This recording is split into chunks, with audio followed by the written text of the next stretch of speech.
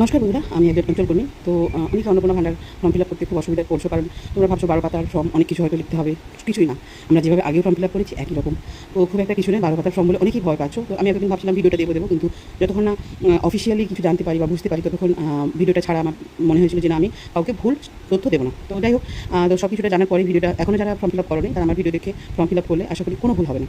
তো এখানে পরিবারের প্রধানের নাম, মানে ধরো আমি আমাকে দিয়ে উদাহরণ দিচ্ছি, আমি বাড়ির মেয়ে এখনও। তো সেই বেশি এখানে আমার বাবা হেড হবে, ঠিক আছে? তোমার বাবা হেড হবে, ধরো কেউ মানে কারো বাড়ির বউ, এবারে আমার যদি ভাই থাকে, আমার ভাইয়ের বউ প্রধান কিন্তু আমার ভাইও হতে পারে, আমার বাবাও হতে পারে, সে তাকে মনে করবে। তো সেক্ষেত্রে এখানে আমার পরিবারে আমার বাবা এখানে হেড, আর বাবার নামটা লিখবো, বাবার জন্ম তারিখটা ওই আধার কার্ডে লেখা আছে ওখান থেকে লিখবো। এখানে সব কিছুটা আধার বিশেষ হবে। পরিবারের প্রধান যদি পুরুষ হয়, যদি আমার মাকে আমি হেড করতাম তাহলে এখানে মহিলা হতো, যদি আমি বাবাকে হেড করেছি তাই এখানে পুরুষ হবে। আর পরিবারের প্রধানের আধার কার্ড, মানে আমার বাবার নাম যেহেতু লিখেছি, এখানে আমার বাবার আধার কার্ডটা হবে, ঠিক আছে? তো তারপরে এখানে দেখো ডিজিটাল রেশন কার্ড, পরিবারিক আইডি। এটা কিন্তু আমাদের এই যে রেশন কার্ডের যে ধরনগুলো হয়, PHH, SPHH, WY, RK1, RK2, এগুলো কিন্তু এখানে হবে না। পারিবারিক একটা আইডি আছে, সেটা যদি কারো জানা থাকে লিখবে, না হলে না। পরিবারের সদস্য সংখ্যা, কারো পরিবারে 3 জন হতে পারে, কারো পরিবারে 4 জন, যে যেরকম সদস্য সংখ্যা আছে সেই নিয়ে। ঠিকানা, মানে আমি কোথায় বাস করি, আমার বর্তমান বাসস্থান যেটা, সেই ঠিকানাটা আমি এখানে লিখবো, স্থায়ী ঠিকানা।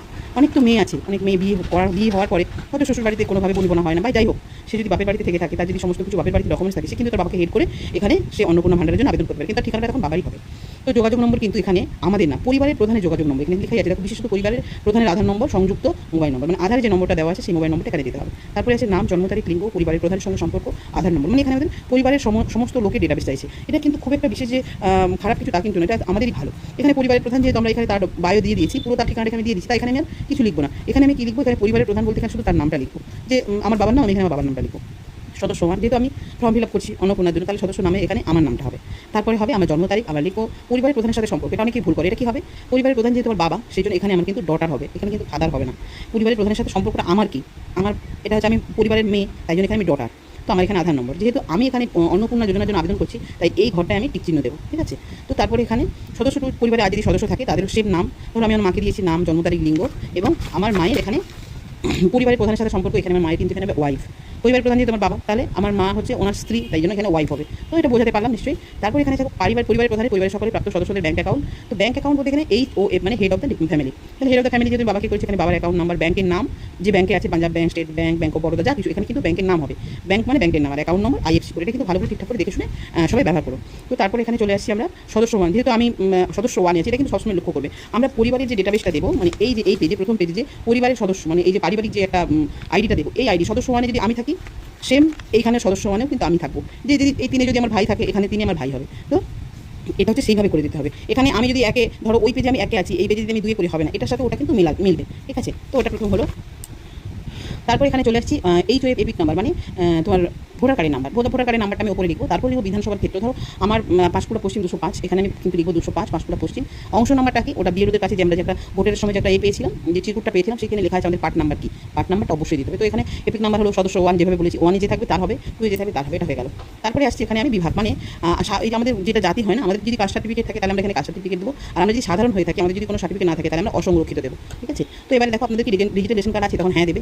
যদি মানে থেকে থাকে, তখন কোন ধরনের এখানে এতগুলো দেওয়া আছে, যেটা হবে সেটাতে টিক চিহ্ন মেরে, ধরো আমার RK1, আমি RK1 টিক চিহ্ন দিয়ে দেবো। এবারে বলেছে পরিবারের রেশন মাসিক, আমার রেশনটা তুলছে কিনা, অবশ্যই এটা মাসিক রেশন তোলা হয়, তো আমি এখানে হ্যাঁ দেবো। এখানে বলেছে বাড়ির ধরন, আপনার বাড়ি কি 3 বা তার বেশি পাকা ঘর রয়েছে? আচ্ছা, এটা হচ্ছে ঘর আলাদা, রুম আলাদা, কামরা আলাদা, ঠিক আছে? তো এটা অনেকেই বুঝতে ভুল করছে, তো সেটাই এখানে করছে, আমি না লিখবো পরিবারের জমির মালিকানা, মানে পারিবারিক, ধরো আমার পরিবারে 4 জন আছে, কারণ আমি যদি একটুখানি জায়গা থেকে থাকে, সেটা কিন্তু আমি এখানে দেবো। সে যতটুকুই থাক ততটুকুই দেবো, বেশি কম ওটা নিয়ে কোনো অসুবিধা নেই। পারিবারিক জমি থাকতেই পারে, আমি তো কিছু করিনি না। যানবাহন বলতে এখানে মানে 4 চাকার গাড়ি আছে কিনা, যদি থাকে হ্যাঁ দেবে, যদি না থাকে না। হ্যাঁ হলে অবশ্যই তার প্রত্যেকটা ডেটাবেস দিতে হবে, এখানে গাড়ির সংখ্যা, কটা গাড়ি আছে, রেজিস্ট্রেশন নাম্বার অবশ্যই দেবে। পারিবারিক ভিত্তিক স্বাস্থ্য বিমা, এটা অনেকেই ভুল করছে। স্বাস্থ্য বিমা আর জীবন বিমা, এটা দুটো কিন্তু আলাদা। স্বাস্থ্য বিমা হচ্ছে হেলথ ইন্স্যুরেন্স, আর জীবন বিমা মানে লাইফ ইন্স্যুরেন্স। অনেকেই LICর কাগজ, মানে লাইফ ইন্স্যুরেন্সের কাগজ নিয়ে আসছে, না, এখানে কিন্তু লাইফ ইন্স্যুরেন্সের কাগজ হবে না, এখানে হেলথ ইন্স্যুরেন্সের কাগজটা হবে। যদি থেকে থাকে অবশ্যই তার সমস্ত কিছু ডেটা দেবে, যদি না থাকে তো না টিক চিহ্ন দিয়ে দেবে, ব্যাস সমস্যার সমাধান হয়ে গেল। এখানে কোনো সদস্যকে আয়কর বা পেশাগত কর প্রদান করে, তো সেখানে আমি দেবো এখানে আয়কর বা পেশাগত কর প্রদান করে কিনা, যদি তা দেয় তো দেবো, আর যদি না দেয় তো না দেবো, এটা হলো। পরিবারের সদস্যের প্যান কার্ড আছে কিনা, যদি থাকে তো তাহলে হ্যাঁ দেবো। হ্যাঁ দেওয়ার পরে হেড অফ দ্য ডিপার্টমেন্টে যদি থাকে, তবেই আমি এই ঘরটা পূরণ করবো। আমার ধরো আমার বাবার প্যান কার্ড নেই, তাহলে কিন্তু আমি এই ঘরটা পূরণ করতে পারবো না। আমার যদি থাকে রেখে আমি এখানে দেবো। আর যদি পরিবারে যদি ধরো দুয়ে নিই, 3 নম্বরে ধরো বা 3 নম্বরের সদস্য আমার ভাই ছিল, তাহলে আমি 3 নম্বরে আমার ভাইয়েরটা দিতে পারবো। এইগুলো কিন্তু ফাঁকা থাকবে। বুঝাতে পারলাম? অবশ্যই আমি একদম সুন্দর করে বুঝিয়ে দিচ্ছি কিন্তু। তারপরে আছে কর্মসংস্থানে, ধরো আমার পরিবারের হেড তোমার বাবা, পরিবারের প্রধান কী করে? ধরো আমার বাবা এখানে চাষবাস কাজ করে, তাহলে আমি এটাই দেবো। ধরো আংশিক সময় কর্মরত, ধরো কোথাও তেল পাম্পে কাজ করে, তার মানে কিছুক্ষণের জন্য কোনো একটা দোকানে থাকে কিছুক্ষণের জন্য, তাহলে কিন্তু এটা ওই আংশিক সময় কর্মরতটার মধ্যে টিক দেবে। হ্যাঁ, আর পরিযায়ী শ্রমিক হলে পরিযায়ী শ্রমিক দেবে, আর বেকার হলে বেকার টিক দেবে। তো তারপরে যেমন বলেছে সদস্য 1 নম্বর সদস্য যে আছে, যে যেটা করে সদস্য অনুযায়ী নাম দেখে দেখে সে যেটা করে সেটাভাবে টিক চিহ্ন দিয়ে দেবে। এটা গেল। এরপরের পাতে আমি আসি, এখানে শিক্ষিত অশিক্ষিত, পরিবারের শিক্ষিত প্রাপ্তবয়স্ক সদস্য সংখ্যা অশিক্ষিত, তাহলে আমার পরিবারে 5 জন, 5 জনই শিক্ষিত, তাই 5 জনের এখানে আমি প্রাপ্তবয়স্ক 5 লিখে দিলাম। এখানে বলেছে পরিবারের প্রধান কি শিক্ষিত, অশিক্ষিত, আমার বাবা শিক্ষিত, তাহলে যেহেতু 5 জন শিক্ষিত দিয়েছি তাহলে 5টা শিক্ষিত হবে, এখানে আমি শিক্ষিত ঘরে টিক চিহ্ন দেবো। সর্বোচ্চ শিক্ষাগত যোগ্যতা আমার বাবা বিএ পাস, আমি এখানে বিএ পাস দেবো। এইভাবে কেউ মাধ্যমিক পাস হলে হায়ার সেকেন্ডারি এইরকমভাবে প্রত্যেকে লিখে দিতে হবে। এটা গেল। এবারে আসছে আমি কোনো সদস্যর কোনো পদ, মানে ধরো অনেকে ভোটে দাঁড়ায়, কেউ মন্ত্রী হয়, কেউ সাংসদ হয়, কেউ আবার এই যে সদস্য মানে গ্রাম থেকে যারা জিতে পঞ্চায়েত ভোটে, সেরকম তো থাকে, পৌর যেভাবে যেটা হয় আর কি, তারা সেই পদে যদি থাকে এখানে হ্যাঁ দিতে হবে, যদি না থাকে না। হ্যাঁ দিলে কিন্তু তার পদ নাম্বার কি, সদস্য নম্বর কি, সেটা দিতে হবে। কোনো সদস্য কি সরকারি পেনশনভোগী, যদি বাড়িতে কেউ সরকারি পেনশন পায় তাহলে সেটা দিতে হবে এখানে, হ্যাঁ কিংবা না। পারিবারিক বার্ষিক মোট আয়, দেখো একটা পরিবারে অনেকে আমি দেখেছি, আমি তো কাল যখন আমি অফিসের ফর্মটা নিই, অনেকে দিচ্ছে 50,000। 50,000 যদি বার্ষিক আয় হয় তাহলে ধরো 12 × 48, 2,000 টাকা বেশি করেছে, তাহলে একটা ফ্যামিলি কি 4,000 টাকায় সংসার চলতে পারে মাসে? এখন যা মানে মূল্যবৃদ্ধি, তাই যেহেতু একটা স্বচ্ছতা অবলম্বন করতে বলছে, সেহেতু আমার মনে হয় এখানে বার্ষিক আয়টা একটা ন্যূনতম 8,000, 8 লং 72, এটা যদি 1 লাখ 12 × 96, ঠিক আছে, 12 × 96 মানে 96,000 টাকা, আমি যদি এখানে 1 লাখ টাকা দিই তবেই ঠিক হবে। কারণ যে বাড়িতে 5 জন সদস্য, সেই বাড়িতে 4,000 টাকায় কখনো সংসার চলবে না। এটা সিম্পল। পড়াশোনা সব কিছু খরচ সব কিছু আমি যদি তাও না দিই, মানে এটা হয়তো অনেক বিতর্কিত হয়ে যাবে, তাও না দিই, অন্তত 6,000 টাকাও দিলে, 1272, 70,000 টাকা দিলেও কিন্তু এটা একটা ন্যায্য হবে আর কি।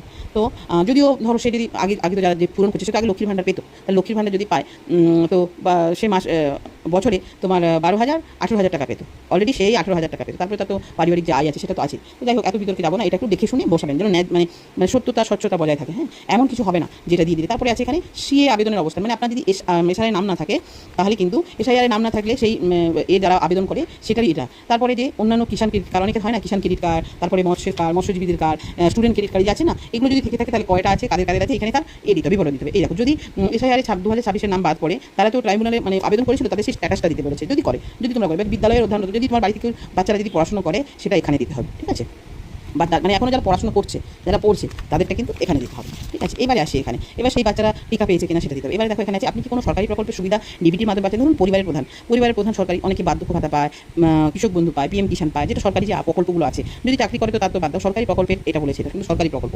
যদি পায় তাহলে কিন্তু এই বক্সে এসে এখানে আমাকে হ্যাঁ দিতে হবে, এই পরিবারের প্রধানে হ্যাঁ দিতে হবে। তারপরে এখানে এসে আমাকে লিখতে হবে কী কী পায়, যদি পিএম কিষাণ পায়, বার্ধক্য ভাতা পায়, কৃষক বন্ধু পায়, এরকম করে যতগুলো পাবে এখানে লিখতে হবে। সদস্য মানে ধরো আমি ছিলাম, এখানে আমি যদি হ্যাঁ করি, আমি তো অবশ্যই আগে লক্ষ্মীর ভাণ্ডার পেতাম, ধরো যারা আবেদন করতো তারা লক্ষ্মীর ভাণ্ডার পেতো। তো এখানে আমি হ্যাঁ দেওয়ার পরে এখানে আমি লক্ষ্মীর ভাণ্ডারটা লিখবো। শুধু 25 বছরের নিচে হলে তো তারা লক্ষ্মীর ভাণ্ডার পেতো না, তারা কিন্তু এটা পূরণ করবে না। শুধু পরিবারের প্রধান যদি কিছু পায় তাহলে সেটা লিখতে পারবে। আর 25 বছরের মানে যারা অলরেডি লক্ষ্মীর ভাণ্ডার পেতো, তারা এখানে হ্যাঁ দেবে, আর এখানে তাদের এই প্রকল্পের নাম এখানে লক্ষ্মীর ভাণ্ডার লিখে দেবে। এই কলমটা কিন্তু হাত দেবে না। এই কলমটা কিন্তু বলেছে আপনি কি এই প্রকল্প থেকে নিজেকে প্রত্যাহার করতে চান, ধরুন হয়তো আপনি লক্ষ্মীর ভাণ্ডার পেতেন, এটা যদি হ্যাঁ দিয়ে দেন তাহলে কিন্তু আপনার লক্ষ্মীর ভাণ্ডার কেটে যাবে, মানে আপনি প্রত্যাহার করে নিচ্ছেন। তো তারপরে দেখো, বাদ দেওয়ার কারণে এখানে অবশ্যই অফিসার পূরণ করবে। যদি বাদ তোমাকে দেয় কোনোভাবে, তোমাকে পুরো ডেটাটা তারা দেখবে। যদি বাদ দেয় তোমাকে এখানে তারা লিখে দেবে যে তোমাকে কী কারণে বাদ দিল। এই ফর্মটা তখন তোমরা যদি দেখার সুযোগ হয় তখন তোমরা দেখতে পারবে। এবার দেখো, ঘোষণা ও সম্মতি। এই মর্মে আমি ঘোষণা করছি যে উপরে প্রদত্ত যে তথ্য আমরা দিয়েছি জ্ঞান ও বিশ্বাস অনুযায়ী এবং সত্য ও প্রযোজ্য ক্ষেত্রে আমি সকল সহায়ক নথি প্রদান করেছি এবং উল্লেখিত কোনো মানদণ্ড বাদ দিইনি। মানে একটা আমার যে আমি সম্মতি দিয়েছি যে আমি যা করছি সব কিছু সঠিক, এটা সম্মতি দিয়ে টিক চিহ্ন দেবে, দিয়ে এখানে যে লক্ষ্মীর ভাণ্ডার মানে যে অন্নপূর্ণা ভাণ্ডার পাবে সেই এই জায়গাটায় সই করবে। ব্যাস, আর কোনো কাজ নেই। এটুকুই তোমাদের এই ফর্মের কাজ। তোমরা এত ভয় পেও না, একদম ফর্মটা একদম সহজ সরল। হ্যাঁ, ফর্মের মধ্যে কিন্তু কিছুই নেই। অনেকে এই ফর্মটা কিন্তু ভুল করছে, আমি দেখেছি, আমি অনেক ভিডিও দেখেছি, অনেকেই এই ফর্মটা সম্পর্কে ভুল তথ্য দিয়েছে, কিন্তু এখানে ভুল তথ্য দেওয়ার কোনো জায়গা নেই।